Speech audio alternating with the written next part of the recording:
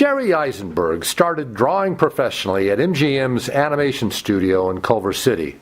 Unfortunately, it was near the end of that facility's storied existence, and Jerry soon took his pencils and erasers over to Warner Brothers Animation, where he spent 2 years sharing working space and coffee breaks with Chuck Jones, Mike Maltese, and other iconic animation artists before rejoining Joe Barbera and Bill Hanna at the fledgling animation studio bearing their names.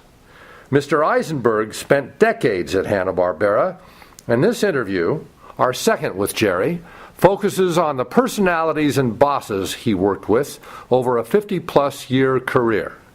We spoke in the conference room of the Animation Guild. So we are here on September 21st with Jerry Eisenberg.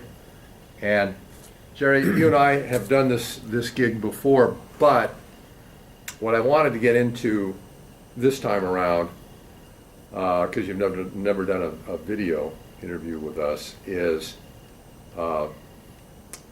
you worked at all the old classic studios, and except Walt Disney Studios. You didn't work at Disney's, but I've had plenty of people that I've interviewed that worked at Disney's, so that isn't really a problem.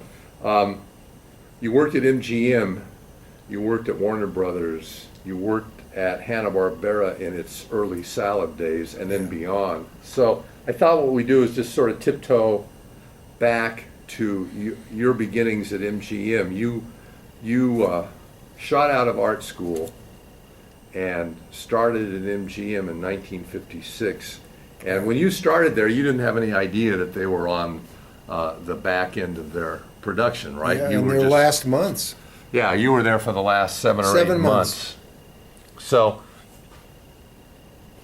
my question to you is, what was the studio like at that time? Because, you know, Bill and Joe were still there for a few months, weren't they? They were the producers at that time. I think they'd become producers maybe a couple of years before, when Fred Quimby left.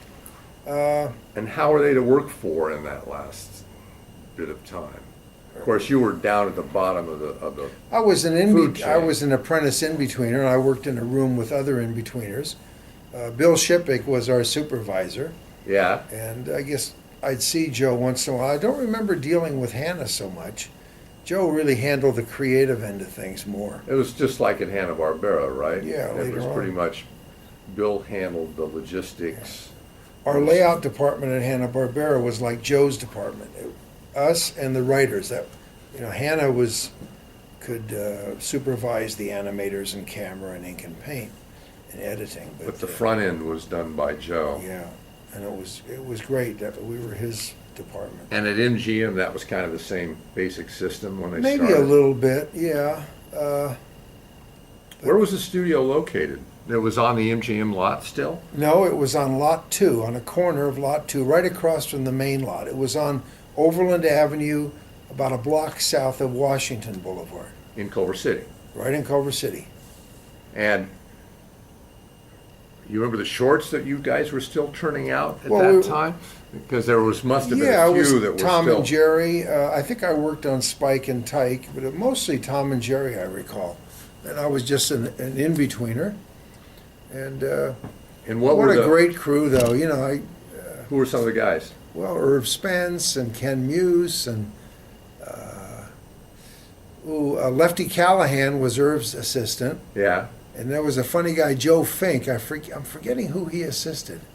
Now, what were Irv and Lefty's personalities and artistic temperaments like? What Good temperaments, good personality. did they screw around a lot, or were they basically Maybe a little. I didn't see too much of it because of where I was working, but and also I got to know there was Monty and Fernando, and I think Art Lotzi was with us, background painters. Yeah. And the one guy that was working there with us that became the most famous was Jack Nicholson, who became a pretty famous actor. He was our messenger boy. And he and I, we heard there was going to be a basketball team put together for the Studio League for MGM, so we joined the team.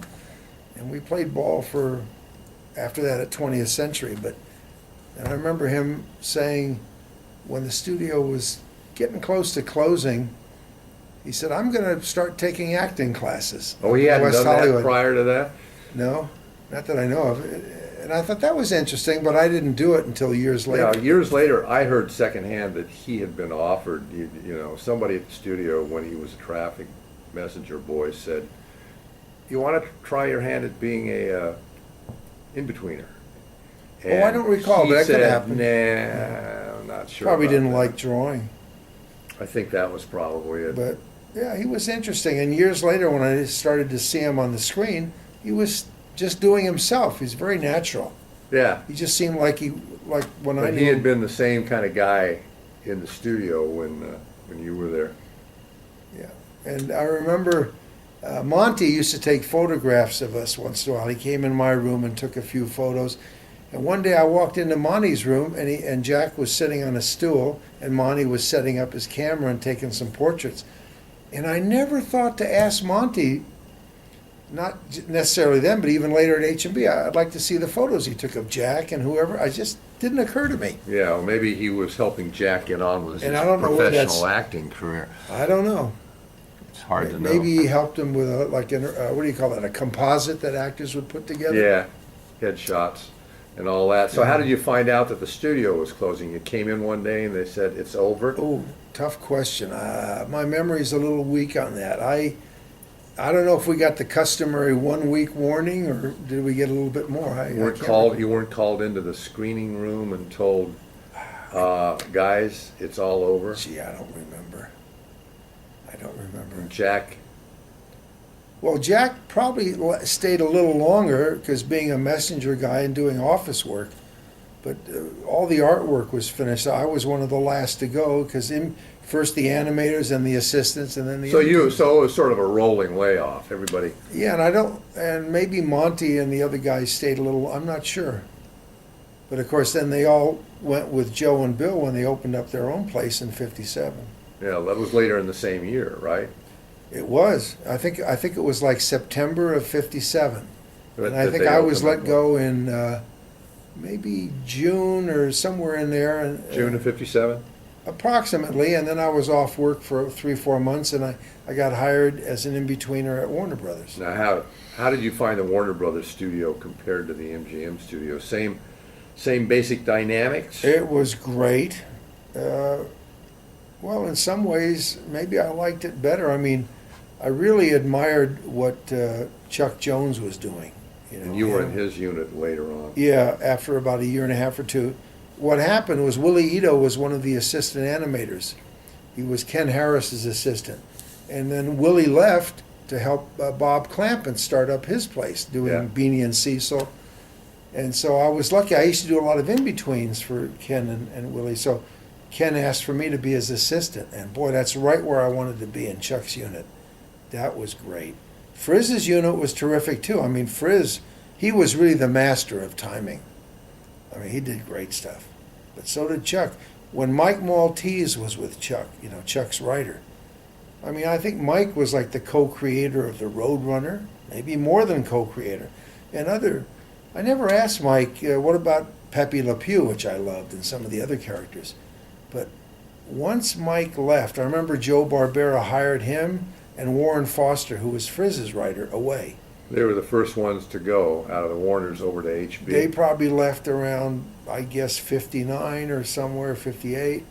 Yeah, because and, Mike was in on the Flintstones at the beginning, And Shorts before. But what a coup. I mean, to get Mike and Warren, they were great. And they used to draw their scripts. In those days, the writers could storyboard their scripts.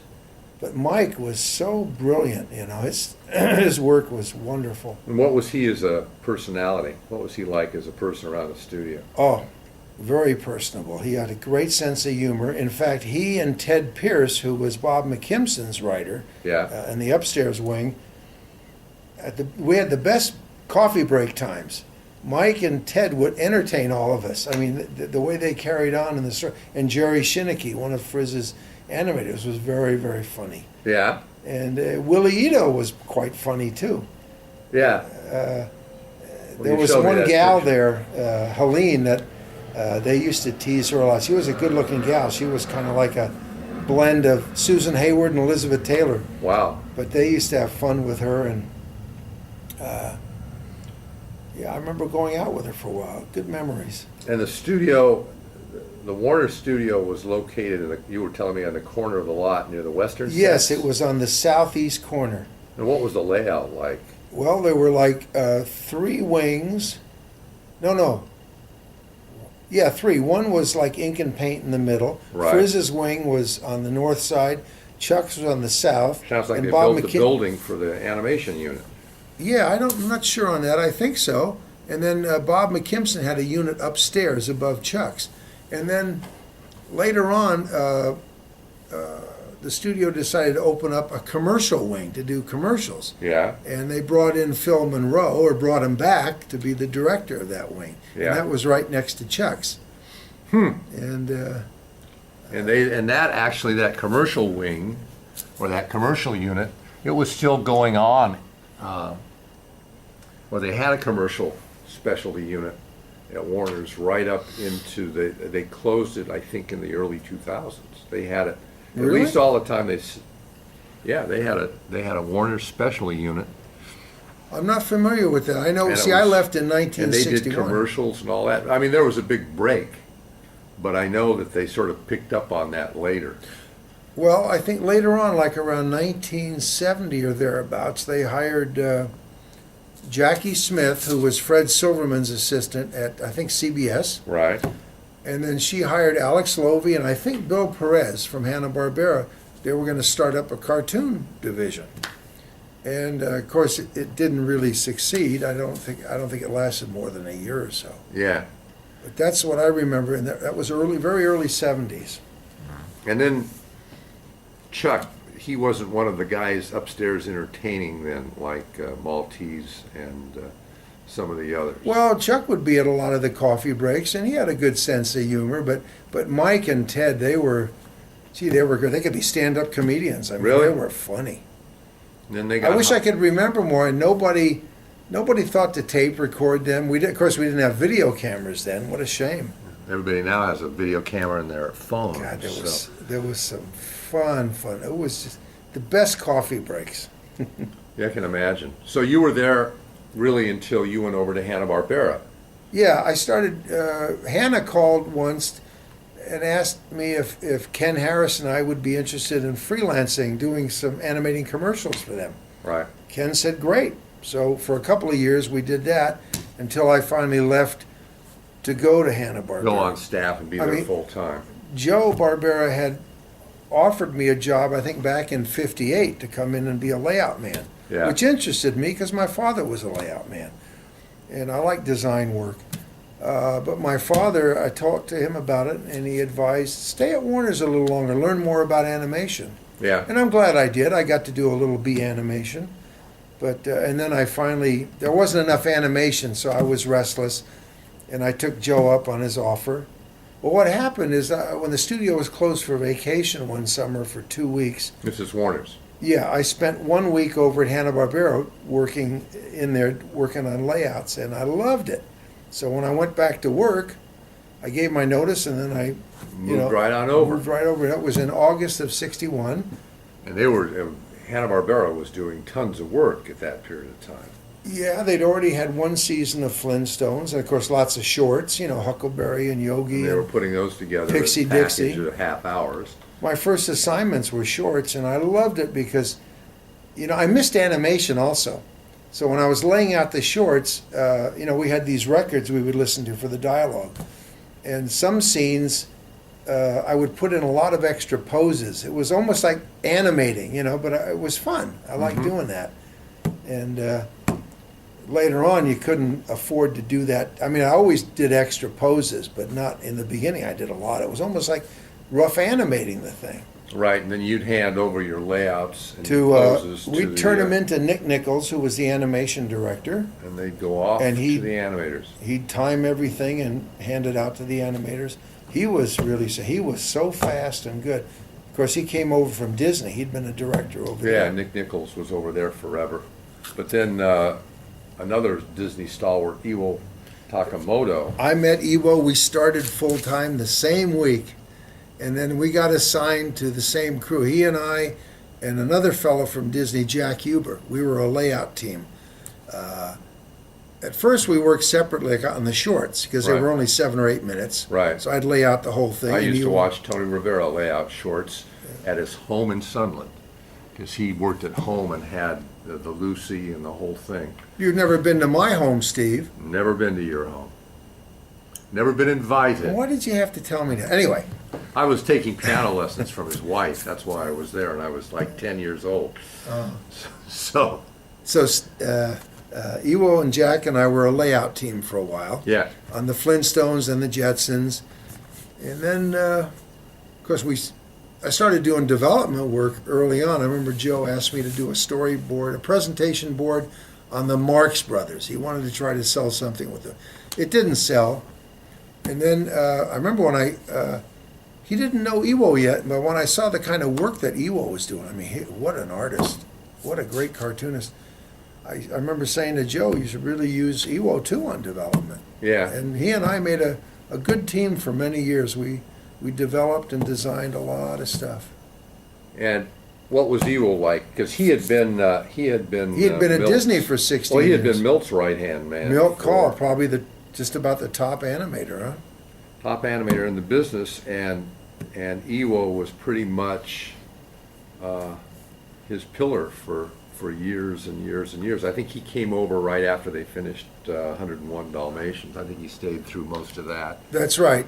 I think that's what he told me. Yeah, that was the last thing I think he worked on. And then he said he probably got a better offer from Joe and thought it's time to move on. I mean, he'd been at Disney like 15 or 16 years. Yeah, at well, that you know, Willie Ito, who had known Ewo before me, because when Willie started in the business at Disney as an in-betweener, that's how he met Ewo. But he said that Ewo never had a credit on any of the features he worked on or anything. Yeah, because but- he was Milt's assistant. Yeah, but one of the things he worked on, they gave credit to some assistant. I think it was, he said Sammy Lanham. And Willie thought that was the last straw for Ewo. That must have really pissed him off. Yeah.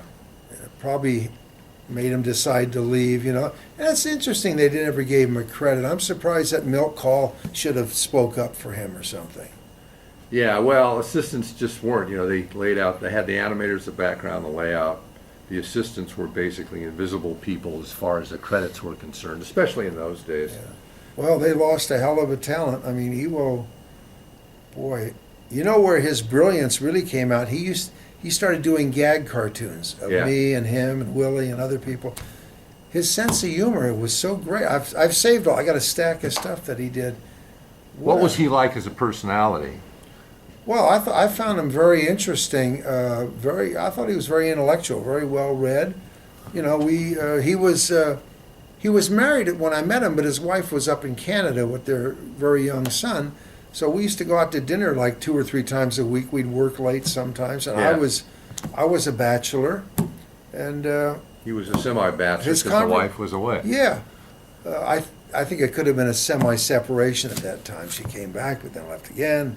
Anyway, his conversations were so interesting, you know, and I thought he had a very interesting mind, and like I say, very well read. He could talk on many subjects, and loved his drawings. You know, I learned things from him. I think over the years he learned things from me too. Yeah. We all But- had our specialties. I mean, he became sort of like the third guy. By the end, he was sort of like the third guy of H&B because he was Yeah. probably the only one that had stayed through all the different regime changes. Yeah. You left. I'm sorry I didn't. Everybody else left. I left twice. I left once for a couple of years to work on a feature for a Japanese company, and Yeah. it afforded me a lot of new experiences. I got to be an animation director. I directed a sequence and did a lot of production design. And then I came back, and then within 4 or 5 months, I left to help Ruby Spears start up their studio. Again, it was more new challenges, but as it all turned out, I'm kind of sorry I didn't stay with Hanna-Barbera. Yeah. Well, hey, let's get into, because we did this at lunch, Bill and Joe and Yeah. how they were as bosses and personalities. Well, I had to deal a little bit with Hannah in the beginning, but then after that it was Joe. I preferred dealing with Joe. I'm glad that he made our layout department his department. And then we'd do layouts for 6 months, and then we'd work for 6 months with him on presentation and development work. And how was he to work with day to day? What was he? He was great. He was a good teacher. I mean, he showed me a lot of good things about layout. And, I don't know, he was a great personality. I mean, I was kind of in awe of him in those days. And he was handsome. He dressed beautifully. I got to tell you a cute thing. You know, he and my father worked together for years in New York and then at MGM. And my mother remembered when Joe came home with my father one day, and she said, "I swooned. Joe, he looked like Cary Grant. He had his white shirt and black sweater on." It was kind of a trademark with him. And he I've was seen quite a pictures ladies' of man. him. Yeah. Yes, I've heard about that. He was quite handsome for a long time. He dressed so well, you know. He was what's the word, fastidious? Yeah. But he had a good sense of humor, and I loved when he'd give me zingers once in a while. One time, when Ewo and I, we were in this cubicle, and Joe came by to see how we're doing on the development work. And when he left, he said to me, he said, "Now stop designing all the characters fat like you." But I couldn't stop, so I tried doing some thinner ones, but I think fat ones look better. Or more cartoony. Yeah. Who likes a thin But I like that cartoon when he character? would throw out these little. I forget. He told Ewo once when we were drawing Flintstones. Ewo used to stylize the toes on Fred Flintstone. He kind of square them off, whereas in Ed Benedict's design they were round. Right. So he said, "Now stop drawing those Japanese toes." Did Ewo take offense? No, he enjoyed that. There was a lot of banter, and we had so much fun. It was all cubicles in the layout department, so. Now, you started out at Hanna-Barbera when they weren't in the facility that they ended up in being for 30 odd years. They were down the street. Yeah, when I And freelanced. what was that building like? Oh, I think that was 3501. It was like a bunker. Nobody had windows, not even Joe and Bill. The only window type thing was a glass door that from the outside that went into the editorial department. But it was like a bunker, but it was a nice building. It was mostly cubicles. Yeah. And I think we were there, I was there from 61 to, I remember it was about May of 63 when their building was finished. Yeah. Because Hannah bought some land up the street and they built a studio. Yeah. That was, I think, 3,400. And we moved in May of 63. Oh, I'll tell you something about Hannah. And that was the building that they ended up staying in for Oh, yeah, decades. until Warner Brothers bought Turner in 98, and then they moved over to Sherman Oaks where I was. I was working for Warner's again then. But there was something, what was it, Guyla Avery, who was Bill Hanna's secretary, Yeah. when they were setting the building up and everything. Steve, you left me. Oh. Am I talking too loud? No. Just don't slap the Oh. table because you're going to get picked up on the recording. So, anyways, you were saying. Nobody had telephones in their rooms in those days except Joe and Bill. Anyway, someone suggested putting what do you call it? God, my vocabulary is leaving me. A wall phone in for, Yeah, like for a- all of the minions? What's the word they use? It's like a. A collective phone. Yeah, the one on the animation side and one on the layout side. And she said Hannah didn't even want to do that. And she said, Bill, what if there's an emergency in their family or something, someone's trying to get a hold of them? So he relented. But there was a payphone booth in this area between the animation and layout areas. Yeah. But yeah, and he also built desks. When they started out, he built desks in his garage because they didn't know if they were going to make it or not. Yeah, this is 57. They Yeah. haven't even sold anything. And they were functional, but really cheesy. And I used to think, because I'd visited at Disney's, I saw the kind of desks that Disney had Oh, for yeah. its people. I mean, it must have made Ewo cringe. I mean, they They were Oh, because just. they have beautiful custom desks. We had nicer desks at Warner Brothers, and they weren't expensive or anything like the Disney, but just aesthetically they were nice.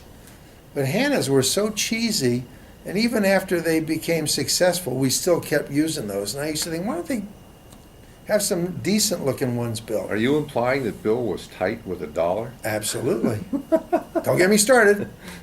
He, No, he was awful. It's like, I remember once in a while I'd go down to the Pickwick bookstore. Guyla would give me a purchase order because I'd have to pick up some reference stuff for us in layout. yeah, And I bought about $30 worth of books one day, and I bring them back. We started a little library there. I even brought a lot of my own books in to use. yeah. Maybe about a week or so later, I was waiting to check some layouts with Joe, and right across from his office was Bill's office, and I could hear him in there complaining to, I think it was Jackie Smith, Jackie something. She was his bookkeeper or something. Yeah. And he's saying, what's this $30 for books? And Jackie was saying, well, Jerry, he bought some books for the layout department for reference. And like Hannah was complaining about that. So I thought, okay. $30. The next time we needed some books, I got a purchase order. I went down to the Pickwick bookstore in Hollywood. I bought what we needed, then I bought a bunch more. I spent about $100. Never heard a word. Really? I'm sure Hannah probably went into Joe to complain. Joe said, hey, Bill, these are like tools for the guys. But yeah, Bill, I used to think, there was some nice things about him, but he was crude and rude sometimes, and really tight. Relate the episode with the visitors in the ink and paint department. Yeah, he was a little crude. Like one night there was a party at the studio. I think maybe when we were meeting the Taft people after they bought the studio, but some of the ladies were working late up in ink and paint. And Bill was taking some of the visitors from Taft around, showing them the different departments. And what we heard was that as he walked through the ink and paint department, he didn't know there was like 4 or 5 ladies working, and he wasn't aware of it. And he was telling the visitors, this is our ink and paint department, and they're like seasonal workers. They're kind of like lettuce pickers. That was he didn't have to go that far. Seasonal, right out there in front of them. Well, he didn't see them, but they heard him. So the next morning they went to Roberta, who was the supervisor of ink and paint, and lodged a big complaint. It was like an uprising. Yeah. So she talked to Hannah, and he had to go upstairs and apologize to the department, which is good.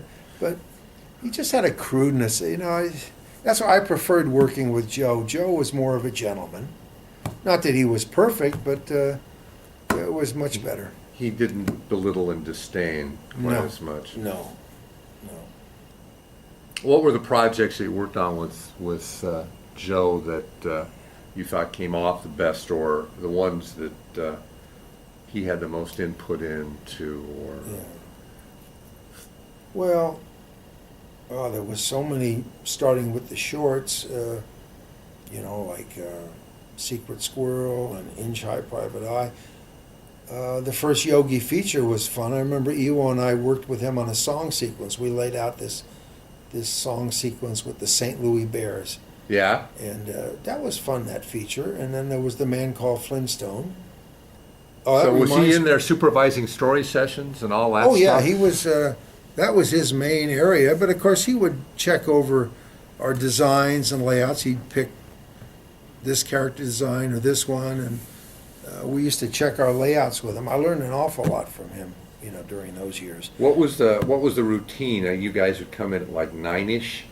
Yeah. And stay until 6, or? But a lot of times late, especially during development season, we were always working a few nights a week and many weekends.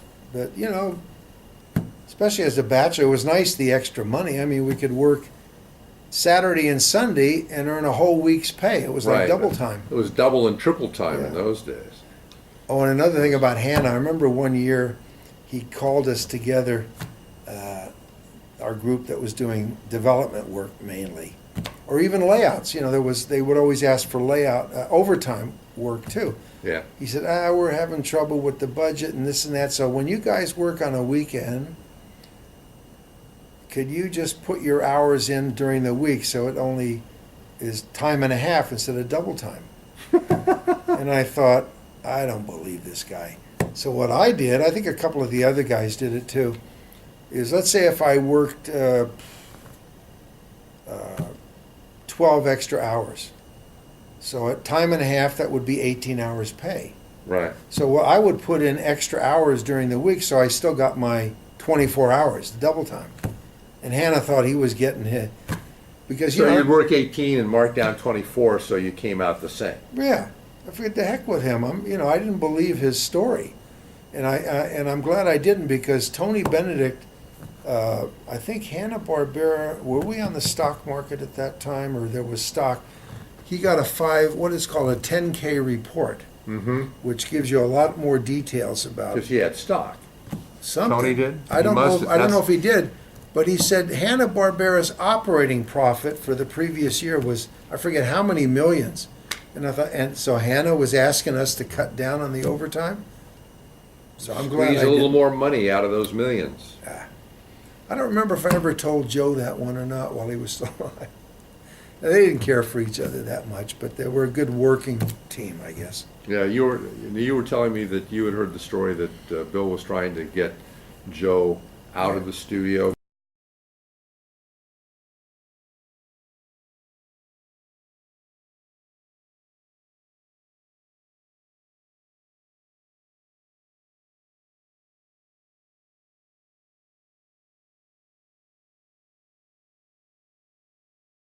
I had a Hanna-Barbera director tell me the same thing. As I recall, I think it was Bill Perez who told me, this would have been back in the early to mid 60s or so, that Bill somehow tried to get Joe out of the partnership. I don't know how. I'm sure it was all set up legally and everything. That I would never cool asked the Joe about that. relationship. Yeah, but they probably didn't care for each other even before that. They never socialized. Yeah. But I'm kind of sorry. I never asked Joe about that, you know? Did Barbera socialize with any of the artists and stuff at the studio, or did he? Maybe some. I think sometimes with Irv Spence, my father, even though my father was at home, working on comic books and stuff, but they still had a good relationship. Years later, when I came back to Hanna-Barbera in '89, and I worked with Don Jurwich and Joe Barbera on the Tom and Jerry Kids, Joe used to take us out to lunch regularly, and that was nice. And he had never done that in the '60s, huh? No, I don't remember a lot of who he may have socialized with. I'm pretty sure once in a while my father, they'd meet, or maybe Irv once in a while. Yeah. But he was kind of a ladies' man too. He would spend time with ladies. I'd heard that about him. One time I said, "Would you get over it?" Or whatever. And he looked at you and But said, that "What do was you mean by many that?" years later. Oh, he was fun. He gave some of us some great zingers. I wrote a bunch of them down once, so because otherwise I'd forget. Well, you should have brought him in. But we had some nice lunches. He used to like to go to Musso Frank's in Hollywood. There was a Chinese place up on the hill where Universal is. Yeah. Fung Lum or something. Right. And then there was an Italian place in Studio City called Spumante. And he went there. One time at Musso's, we'd all have, I think there was Don and me and Joe, and sometimes it'd be a fourth person. Sometimes Ewo or Jim Ryan, Yeah. writer on our show. So they'd always order one dessert with, say, 3 or 4 spoons. So one day I said, "Hey, Mr. B, why don't we have 4 desserts and 1 spoon?" I had him for about 2 seconds. He said, I can't remember what he zinged me He with. probably had a topper. But we had some good times. It's uncanny when you think Joe passed away in December of '06, and then Ewo died 3 weeks later. I mean, it's like uncanny. Intertwined. Just, I remember I was supposed to have lunch with Ewo on the day he died. I remember his wife called and said, "Oh, he had to go to the hospital," and then Next by the thing you time know, I got he down passed there, away. my wife called me and said, "You're too late. He's gone." I'll never forget those words. That's too bad. And you'd known him for like 35, 40 years. Yeah.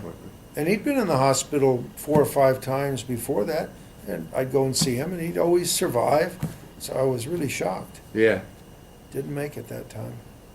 Hell of an artist. And he was still working. I mean, he was still Oh, up yeah. there drawing.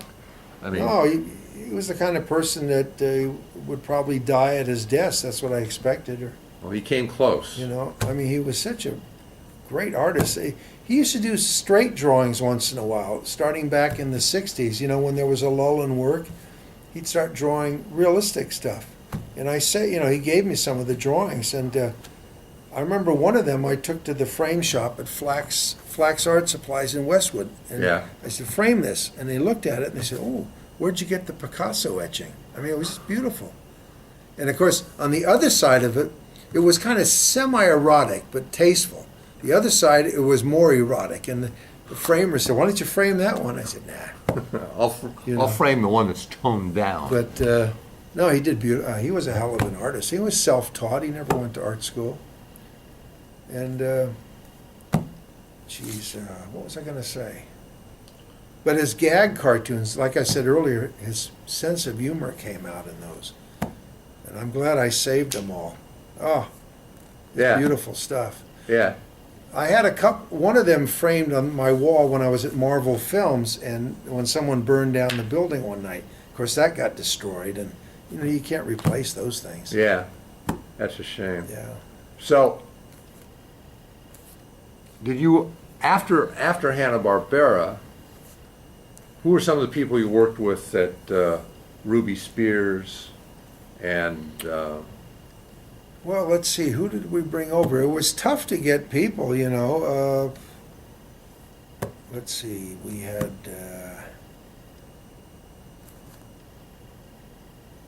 I'm trying to think, starting with the directors. Well, our director was Rudy LaRiva. I hadn't worked with Rudy before, so he was new. Nick Nichols came over with us later on. He quit Hanna-Barbera, and we were lucky to get Nick. There was Lou Ott, Gary Hoffman for layout.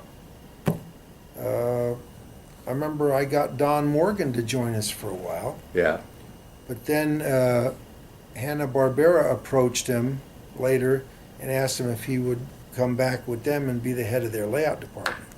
So he did so that. he went over there. He went back Huh. there. Pause this. Now, we're talking about, let's double back to HB, and you were talking about some of the personalities there. Yeah. What were some of the most iconic shows that you worked on? You worked on the Flintstones, and you were Jetsons. on the Jetsons. The Jetsons even, Johnny Quest, too. Ewo and I helped develop that, too, and then did layouts on it. what were some of the development processes there? Did Joe come in and work? A lot. Yeah. We would deal with him regularly. He would come and see the progress, and sometimes he'd leave us alone too. One time he was in New York to meet with the networks, and we were still trying to finish up. I think we were doing a presentation on Cat Ballou, you know, based on the movie or something, and That didn't sell. Because I don't remember that not being that one. on. But there was another one, and we put together, you know, Ewo and I and a few other people that were helping us with inking or coloring, and we shipped the stuff to Joe in New York, Yeah, and the network loved it. And Joe he says, God, what did you guys do? But it was nice. He'd leave us alone once in a while. Anyway, I'm going to use some notes, Steve, since we don't have a teleprompter. and aren't going to get one. Sheesh, with this new building, I thought we could have a teleprompter. Anyway, let me start back with, like Alan Reed. He was the first voice of Fred Flintstone. And he looked a bit like Flintstone. He was a really nice gentleman. I wish I'd have spent more time around him. I'd understood that he came from radio. Yeah. He died he left us too soon. And of course, back when I started in '61, that's when I met Tony Benedict. Right. He was one of Joe's writers.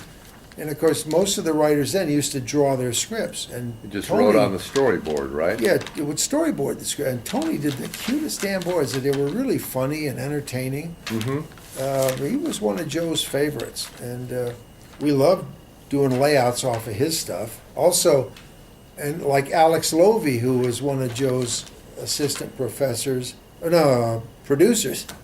He and Lou Marshall and Paul Summers, and they Yeah. all did storyboards. But Alex's boards were, we loved doing layouts off of his boards because they had so much spirit and great poses.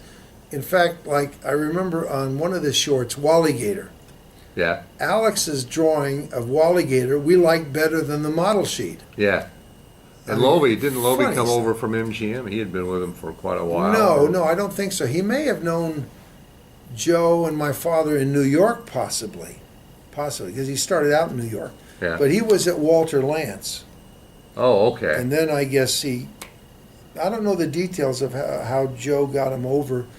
Joe probably brought him over in the late 50s or something. Mm-hmm. But Alex, he did beautiful story. It was just great stuff. And he did a lot of gag cartoons of us, too. You know, he just had a very funny sense of humor. Now, what happened with the early development, the Jetsons?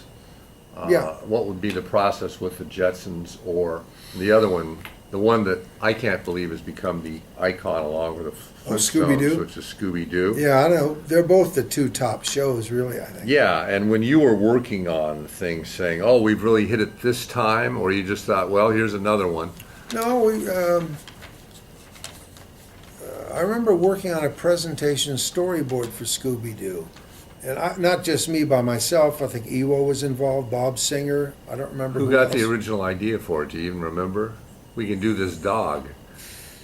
Well, there is some printed material, maybe in Joe Barbera's book, or where else I read something, maybe in Ewo's book, possibly. Yeah. But I'm trying to remember. I mean, I was there for the development. I can't remember the initial meetings. Yeah. Of course, he was working with Ruby and Spears, who were writers at the studio at that time, but it was Ewo who designed Scooby, Yeah. and I think I helped design like Shaggy, but I don't think I even tried to design Scooby, which puzzled me because I always saved a lot of roughs that I did from all the developments over the years. But Yeah. I couldn't find anything that looked like a Scooby-Doo drawing. So I don't know, maybe I just never, it was just mainly Ewo, but we never knew that the show was going to go on for 400 years. initially 15 years. And then after Warner's bought the studio, I remember working on a few series of Scooby at Warner's and DVDs. They're still doing DVDs on Scooby. Still doing DVDs, and they just came off a 2-year, 2 years of more series episodes. Yeah. So Yeah, they also tried a series where they redesigned the characters, which I couldn't understand. Why bother? It's like, Yeah. would you want to redesign Mickey Mouse or Fred Flintstone or something? Yeah. They tried that even with Flintstone. I just couldn't figure that out. Yeah. I thought it was a Didn't dumb work. idea. People start screaming, and you go back to the original design. You know, it's like, hey, I always preferred to originate and innovate. I want to come up, do some more original characters, but of course, for a long period, it was hard to sell original ideas to the networks. It wasn't back in the 60s, maybe in 70s, but later on it was difficult. Well, witness the fact that they keep remaking the stuff you guys did in the 60s. Yeah. So it's not like, oh my God. Oh, I loved what we did back in the 60s. And I loved doing layouts and design work on the Jetsons. Yeah. I love futuristic stuff because there weren't many rules. We didn't have to go by something that had already been around. Yeah. This was the future. Yeah. And I remember Tony brought in a book called 1975. Yeah. Of course, this was 1962 when we were developing the show. And I finally found a copy of that book. But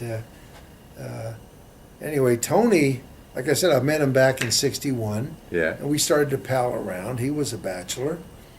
And I remember Tony was on the short side, but he had this humongous car. He had a 59 Cadillac coupe. Yeah.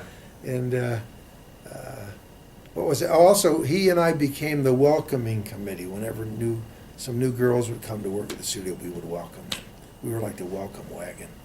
Try and pick out the pick of the litter. Is that what you were trying to do? Well, those were the days when I liked girls. Before the years of And marriage. Let me look at my notes here a minute here. I'm sure I had a couple of other things. Oh, Tony introduced me to a really cute show on the Soupy Sales Show. It used to come on during the week at 5 o'clock, so we'd run into the conference room and watch the show. And one of the characters on the show was White Fang. You just saw this hand with a white glove and black fingernails. Right. And he'd say, "Oh there, oh there, oh there." And I loved that character, and I was always talking like White Fang. So one of the gals in Ink and Paint, I'm not sure if it was Barbara Dempwolf or there was a lady, Jan Ashenfelter Brown, and I'm forgetting some of the other, Myrna Morovsky. They made me a white glove with the fingernails. We don't talk about Ink and Paint women. You know, it seems like we're always talking about animators and directors. But did Benedict use any of that Soupy Sales sensibility to work any of that kind of humor into the probably shows? I didn't really pay attention, but I mean his stuff was so entertaining and very funny stuff that he wrote, and his drawings were terrific. You know, Tony was great. It's a shame he left the studio. I think, maybe it was somewhere between the mid to late '60s in there. Tony represented to me that he thought the place changed after they sold out in the late '60s in a major way. I think they had partners before that. They sold the studio to Taft Broadcasting in '68. Right, and that's, Tony said to me, he thought that is when the whole sensibility of the studio changed. It's possible. They kept Joe and Bill on to run the studio, but, well, don't forget we did Scooby-Doo after that in '69. And then there was Super Friends in '70. That made a big hit. Oh, and as far as Scooby-Doo, it was Fred Silverman, who was the head of programming at CBS at that, or daytime at least. Yeah. I remember when I worked with him years later at Marvel, we co-created a couple of shows, and he was talking about those days. I was asking him about the Scooby development. And when he was flying out from New York to meet with Joe on development stuff, he was listening to the radio on the plane, and he heard Frank Sinatra's song "Strangers in the Night." Yeah. And when Frank Sinatra sang "Doobie Doobie Doo," it gave Fred the idea. He said, "Scooby-Doo, that's the name of the dog." So that idea, that came from Fred. Fred Silverman. Yeah. He was great to work with. I mean, he was really a cartoon fan, and he was probably the only network president. Remember, he became president of NBC. He was president of every single network at one time. You're head of programming, but he read Saturday morning scripts, and he still was interested in that. But he had respect for us cartoonists, which was nice of him. I really appreciated that. And there weren't so many layers of bureaucracy. No.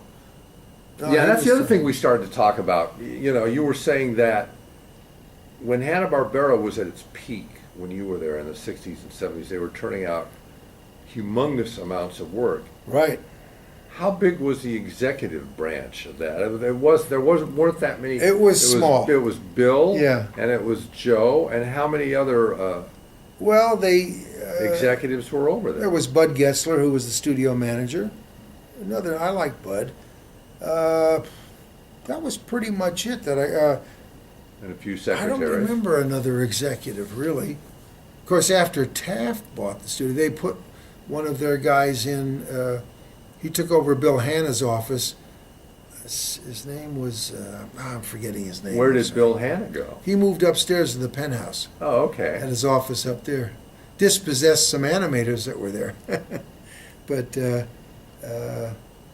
I mean, there really wasn't a big administrative staff, right? It was basically the artists. Bill and Joe ran a tight ship. It's like years later they had all these VPs, and the VPs had assistants, and the assistants had to have assistants. You know, it's like like a pyramid. The old expression feather bedding. Remember, that was somehow related to what the railroads used to do. And I'm thinking, what the hell? But that's not the way they ran it back when they were doing all the work. You know, I got nothing personal against all those extra management people, but it was a waste of money. Well, I find that at most of the studios today, they have way more administration than they really need. I don't get it. And, you know, the studios, they will chintz around with the artists, you know, and try to save money and cut corners. It's all upside down. It shouldn't be that way. I remember when Fred Seibert was running Hanna-Barbera just before I left, I was talking with him, and I said, Fred, I'm really tired of all the runaway production. Right. I said, what we need is maybe some runaway management. There's way too much management. Yeah, and his response was? I don't recall. He probably chuckled. I mean, I don't think he took offense to that. He probably if he thought about it, he'd realize. Didn't throw you out of the office? No. I think we were standing out in the lobby. I liked Fred. He was nice. I liked him. Now, how have you've worked in the industry for decades? Yeah. And I guess the other question I have is, I haven't gotten my Golden Award yet. What are this? Well, we have to do another. We have to do a ceremony. Will I be the only one? No. How have you seen the industry change in terms of? I mean, the technology has obviously changed quite a bit. Oh gosh, yes. And if you don't work on a Cintiq, you've got a problem. Yeah, I'm not interested in that. I've seen demonstrations of it. I've seen people working with it, and I think that's what's happening. It's all. I love to do storyboards. Character designs has always been my forte, but I'm not interested in working on Cintiqs. But I'm semi-retired now anyway. I'm lucky I can manage, but I miss drawing. I miss working in a studio for a while, but like the camaraderie is what I miss. Yeah. We had great camaraderie at Hanna-Barbera, and when I was at Warner's for maybe 12 years, from like 97 to about maybe 2008 or so. But that group I worked with for those dozen years, they're all dispersed. Yeah. Some are gone, some are retired, but even if I went back in, it's not the same. Right. Well, it's always changing. What changes have you seen in overall studio structure from the 50s and 60s to when you shuffled into retirement, danced into retirement just a couple 3 years ago? Well, there was a time like in the 50s, 60s, 70s, maybe even the 80s, where the studios were run by mostly like Joe and Bill, Lou Scheimer, I'm trying to think of even Walt Disney when he was. These were all people that could draw or write or both. Yeah. They were run by really creative people, and I thought it was much better. It seems like later on it was too many businessmen were brought into those jobs, or. Yeah. I just wondered if you saw more heavy administration in your later years of the business than. Well, like even when I was at Marvel Films. It was a tight ship in the beginning. I remember I left Ruby Spears in '81 and joined Marvel. Yeah. And they were still in their first year, but it was a pretty tight ship. But later on, all of a sudden they had like 7 vice presidents, and the studio wasn't that big. And like I say, they have to have assistants. Then those assistants have to have assistants. And it gets to the point where you think, what are these people doing? And they're right. I mean, I always got the situation. There was a period of time in the '90s at Disney Feature where they were so top heavy with management that the artists complained to me that they couldn't work. They were always going to meetings. I don't understand. Like I said, everything is upside down. Yeah. I mean, this never would have happened in Walt Disney's days. Well, and I don't think it did, and I think they've dialed that back somewhat. I mean, I'm still going over there, and it's still quite a bit of administration, but it isn't as heavy and interfering as it was in this period of time in the late 1990s, even into the early 2000s. It's not that oppressive now. But and also you've got John Lasseter calling a lot of the shots, and he's a creative person. A creative guy. So, the situation is considerably different from the 1990s at Disney. I think it's great that the Disney Bob Iger bought Pixar and got people like Lasseter in there to run things. And Disney's is about the only studio that you never worked at, right? No, I did a little bit of freelance work for them in the was it the early 2000s or late 90s? In fact, way back in the beginning when MGM closed, I went out to Disney's with my portfolio. Yeah. And they gave me a in-between test, and they offered me a job, but I didn't have a car at that time. Yeah. And I remember saying to Andy Engman, who was their production manager, I said, gee, I'm looking for a car. Do you think I'd like to work here, but I don't want to drive from West LA to Burbank every day. Yeah. So he said, well, that's okay. Give us a call when you find a car. So it took me a few, I don't know, 4 weeks, 3, 4, 5. And I called. I said, I've got a car now. Can I come to work? And he said, we're just having a layoff. So that's okay. Timing was everything. Then I got hired at Warner's, and no regrets. I love being at Warner's. I mean, working in Chuck's unit. And they're only a mile from Disney's anyway, so you still had to make the drive. And there was a lot of nice babes there, and we just had, the best coffee breaks. Yeah. In fact, the one time, at Hanna-Barbera, I think it was back in the early 70s, they were doing a little documentary film on the studio, and I don't know, it was almost like an advertisement for some show, I forget which, but they brought in these actors and actresses. And that comedian, Jonathan Winters, they were using him. Yeah. And I remember one week, every day in the morning, he would come out to the catering truck where we were, and he'd do 45 minutes of his stuff for us. It was great. He was doing the same thing years and years later at Disney, because I remember he came in to audition for some voice work on some shows and everybody would go boom, because he would be at the mic and he'd do 45 minutes of stand-up in between doing the voices. So boy, was he fun. He was, wow, those were great coffee breaks when he was there. yeah, well, he was doing the same stuff. I had a producer tell me that they don't think Jonathan was capable of not walking past two people and not doing, because literally they had to pull him out of the hallways. He'd be doing stand-up for 3 people in the halls of the animation building at Disney, and he just never stopped. He just never stopped. No, I don't know. I love that. It's interesting.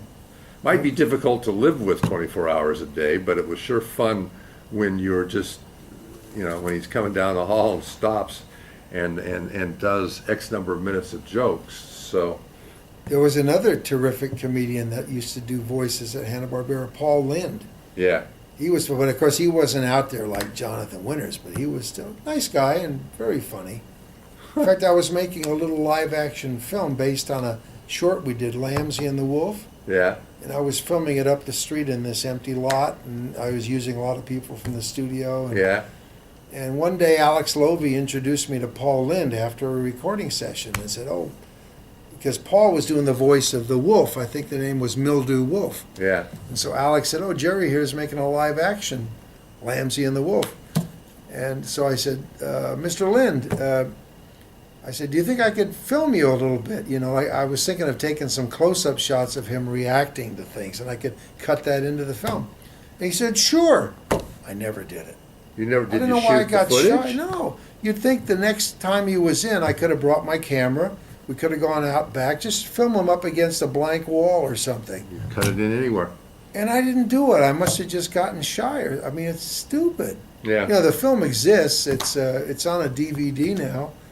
But it would have been great to have some shots of Paul in there. Now, I've actually had some people ask me to ask you about this, and this is, you and Tony are putting together a documentary on Hanna-Barbera. I've been helping him a bit on that, giving him a lot of material, photographs and stuff. Yeah, I like what he's doing. What's the status of that, or do you even know? I haven't talked to him for a couple of months, and of course he asked me not to talk about it too much to anyone. They were going to be showing it to one of the studios at one time. I don't know if he has yet or not. Yeah. So in fact, I'm going to call him this week. But what does it encompass? It's basically the whole history. It's a history of starting from 57, I guess. All the way through. Yeah, up until, I'm not sure how far it goes. Because I've seen some of the home movies that you're in. Tony and I used to bring our 8mm cameras in and film stuff, and I borrowed his films once and took my films and had them all put on a couple of bigger reels. And if I could give you a copy, it's all on DVD now. But it might be good in the archives. There's a lot of people on them. Yeah. But I only filmed for 3 years, from 1964 to 67. Mm-hmm. And I stayed on till, I didn't leave H&B until 77. The first time was 75. So for the next, from 67 to 75, mm-hmm. I used to bring my still camera in and take photos. but I stopped taking movies, and I don't know why. I never filmed Hanna-Barbera and Should've several done other that. people. It's a shame. But there's some good footage there, and Tony took some good stuff. And Did he shoot beyond the time you did, or? no, because he left around 67 or so in that period.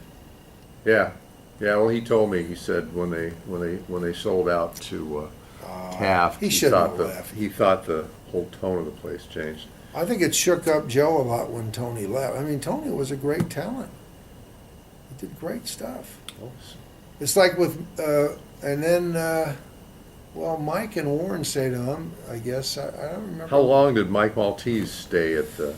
I at the can't studio? quite Pretty remember. much- I think he retired at some point, but I can't remember what year.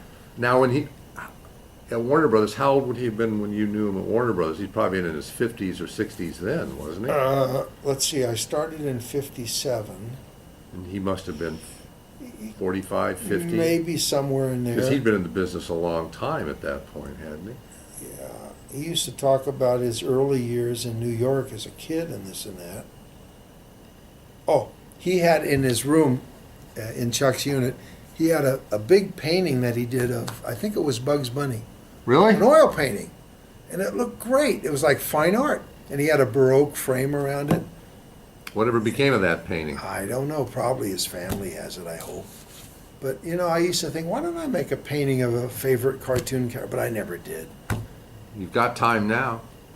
I think Tony had a painting of, I don't know if he did it or someone else, of Yosemite Sam in his room. Yeah, I in mean, frame. because today Maltese is basically thought of as a writer, but he was a Cracker Jack storyboard man, He too. could draw.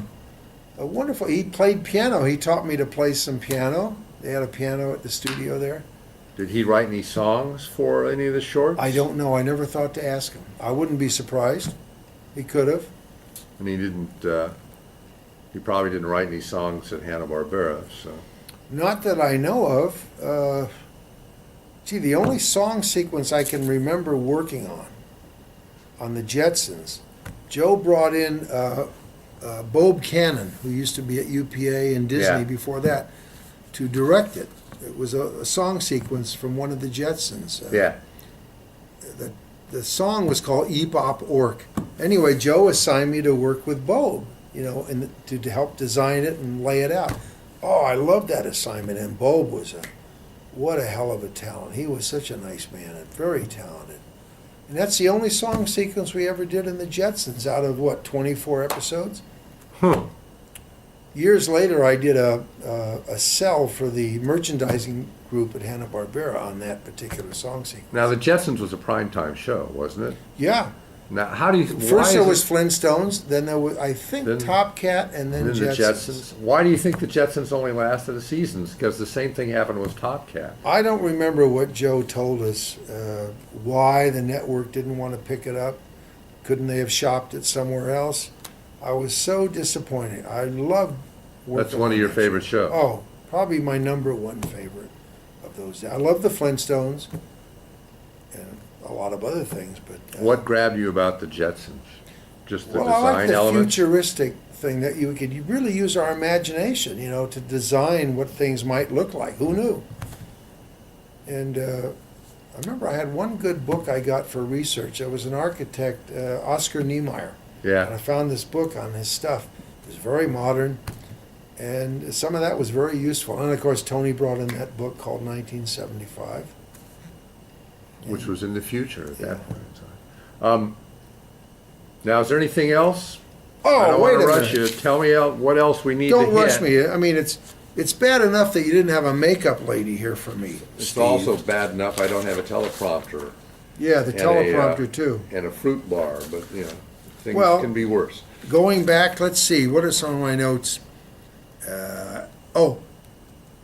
After I started at Hanna-Barbera, I remember Willie Ito was working at Snowball, and I heard in '62 they were closing. So I called Willie and said, hey, bring your stuff over, and I forget who I suggested he meet with, and he got hired at H&B, started working in layout with us.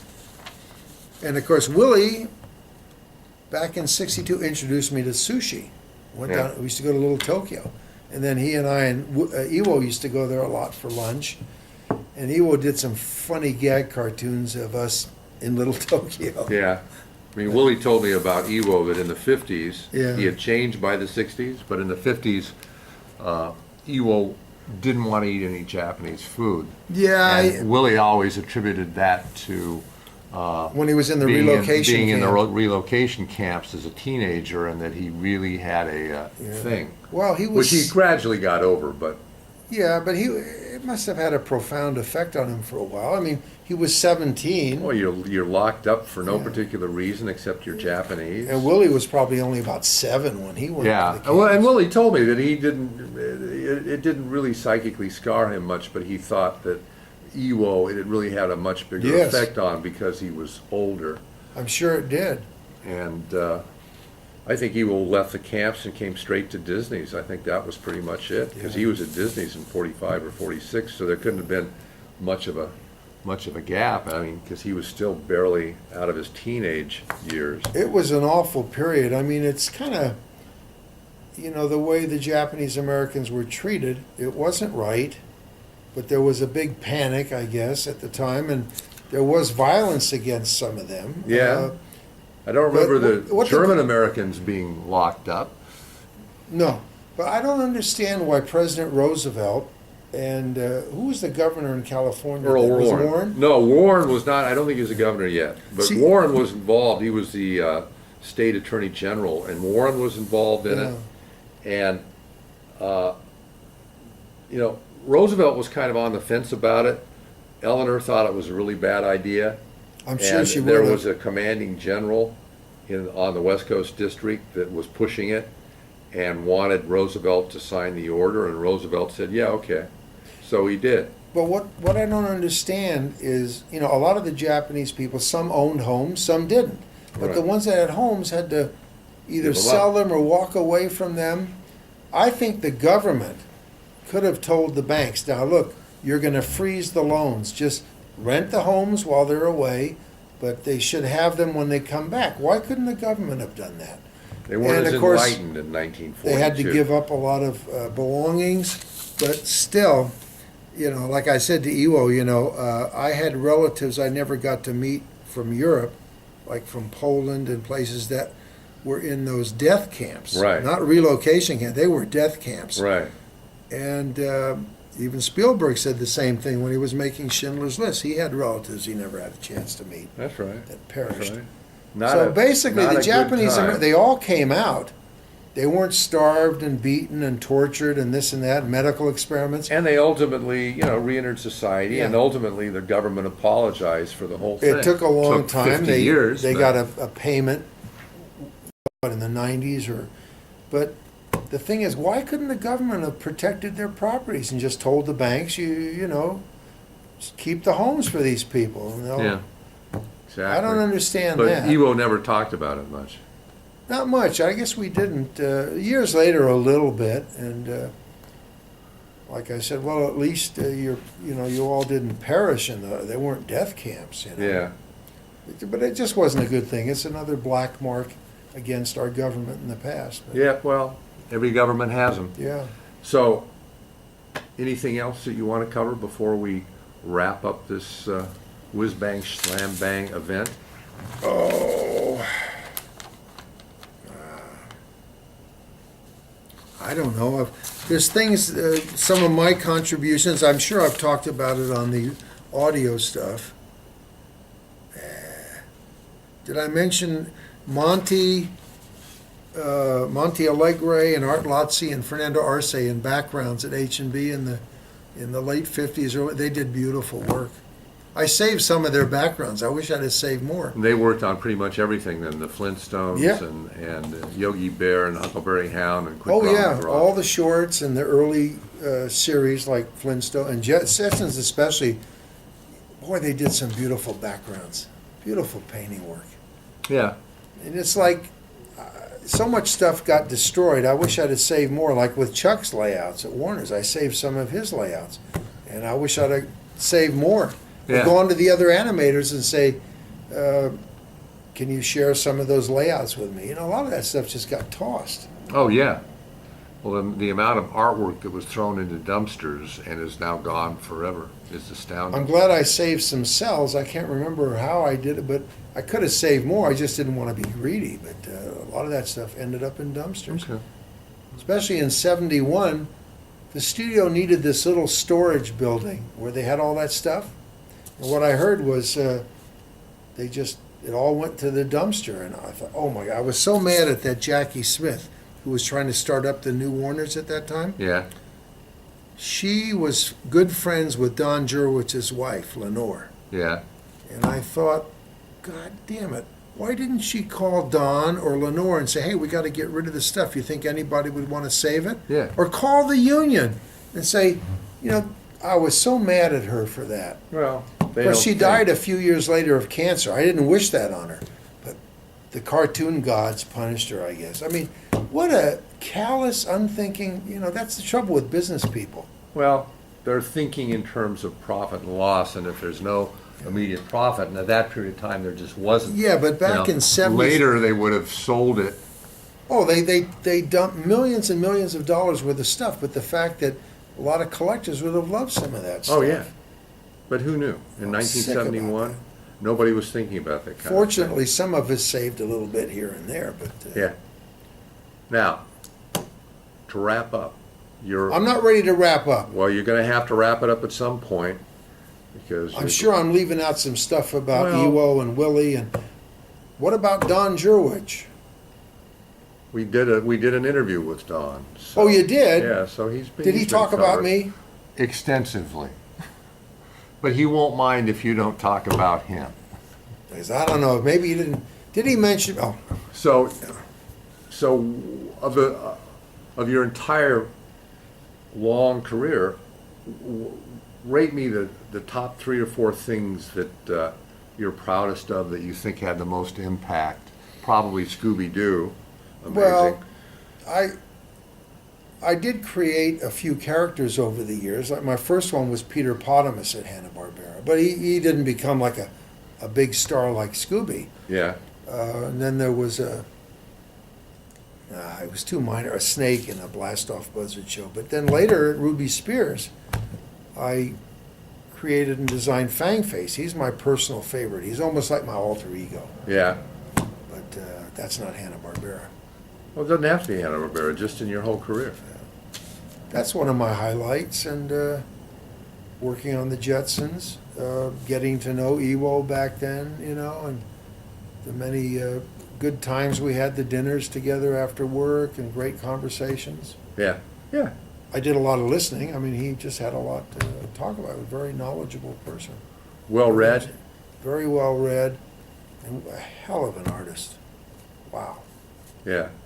We That's had what some- everybody says. I mean, I've talked to artists that knew him at Disney's when he was Milt's assistant, Yeah. and they just said he was meticulous, even at that period of time. And then he got remarried. He dumped me. Well, there you go. So, give us your last thoughts, and then we'll wrap this clam bake up. Oh, gosh. All right, Steve, let me take a quick look here.